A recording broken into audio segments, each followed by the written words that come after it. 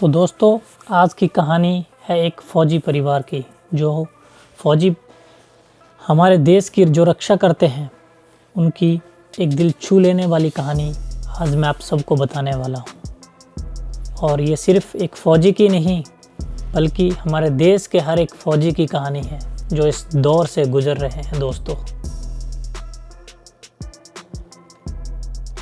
ज़माने भर में मिलते हैं आशिक कई, मगर वतन से खूबसूरत कोई सनम नहीं होता।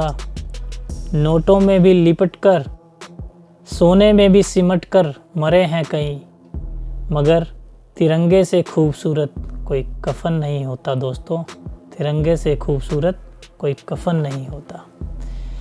एक फ़ौजी की दिल छू लेने वाली कहानी है। दोस्तों, एक घर में एक बच्चे का जन्म होता है। सब बहुत खुश होते हैं बच्चे को देखकर कि उनके घर में एक फ़ौजी आ गया है। वो बच्चा 4 साल का हो गया।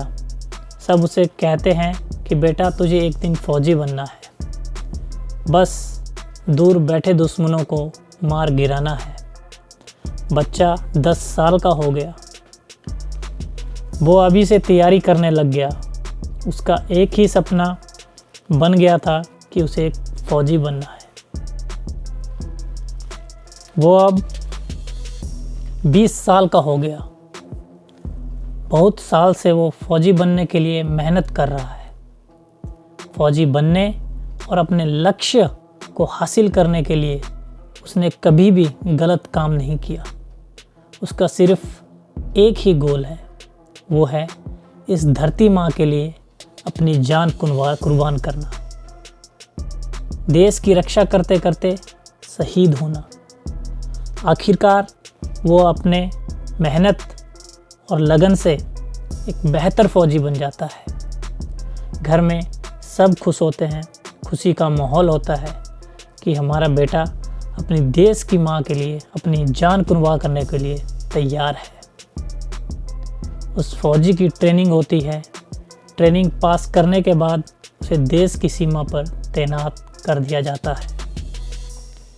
वो दिन रात अपनी देश की रक्षा करने के लिए तैयार रहता है। 2 साल हो गए, वो घर नहीं गया। अपनी धरती माँ के मर्यादा के लिए वो हर दिन सीमा पर तैनात रहता था। वो 22 साल का हो गया। अब घर वाले उसकी शादी के लिए लड़की ढूंढने लग गए और अपने बेटे को कहने लगे कि बेटा, इस साल तेरी शादी करवानी है, इसलिए तू घर आ जा। लेकिन दूसरे देश से खींचातानी से वो उस साल भी घर ना जा सका। घर में बैठी माँ दिन रात अपने बेटे को याद करके आंसू बहाती है। उसने भी कभी अपने बेटे को अपने से दूर नहीं रखा, लेकिन उसकी माँ ये जानती है कि इस माँ से ज़रूर उस धरती माँ की रक्षा करना ज़रूरी है। देश की सीमा पर दिन रात गोलीबारी होती है और वो फ़ौजी अपने बुलंद हौसलों से उनका डट कर सामना करता है। ऐसे ही 1 साल और बीत जाता है। घर में अब भी उसका सब बेसब्री से इंतज़ार करते रहे। अगले साल उसे छुट्टी मिलती है और वो घर जाता है।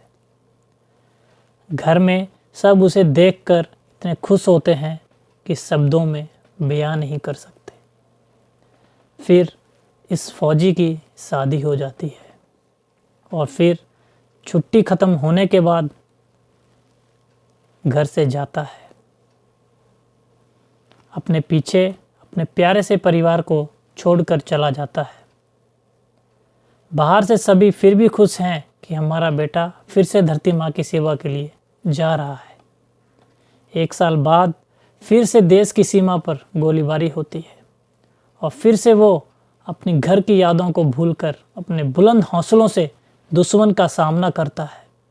लेकिन इस बार दुश्मन से लड़ते लड़ते वो भी शहीद हो जाता है।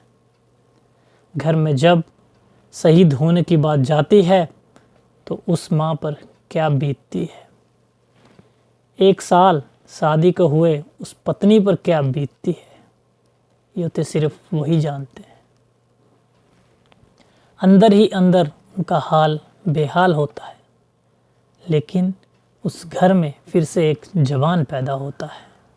अपनी धरती माँ पर अपनी जान कुर्बान करने के लिए मात्र 24 से 25 साल की उम्र में ना जाने कितने जवानों ने इस तिरंगे की शान के लिए अपनी जान दे दी और आगे भी इस तिरंगे के लिए, इस तिरंगे में लिपट कर अपनी जान देते रहेंगे।